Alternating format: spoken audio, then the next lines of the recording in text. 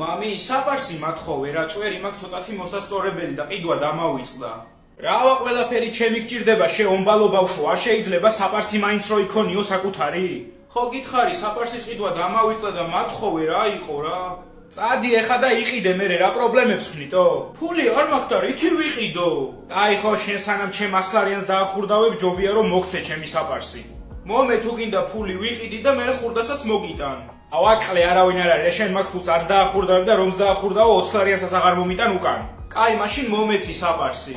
კაი ხო, აჰა, გამომართვი ეს საპარსი და 5 წუთში მოაყომარე, იცოდე, 2 ღინღლი გაქვს ამოსული, შეჩემა და არ მალოდინო, თორე ყელს გამოგყარსავ, რო შემოგივარდები აბაზანაში. ხა ბიჭო, მალექერი რაღა იყო, გავიდა 2 საათი, რავა მომთხეულ ხარ ბიძა ჩემის გარმონივით. აი მოვჩი. ეგ რა არის ბიჭო? ისე წვერსაც მოვისწორებდი, მეორე საპარსი ხო არ იქნება რა, აქ მოვჩი ეხლა და. აბა წვერი მაქვს საპარსიო? არა, არ ინერვიულო კაცო, უეჭველი ამოგიტან, მე ის ფული მომეცი და ამოგიტან ორივე საპარსა, ერთ საწ იმისთვის წვერი გავიპარში და მეორე იმიტომ რომ დაბლა მოვიგვარე რა, ხო ხტები? ეხა დაგენძრა შენ აბოზარო, შენ თუ ირაკლი ჟუანი არ ჩაგიტარო, მოდი რა, აი ამ ჩუსტით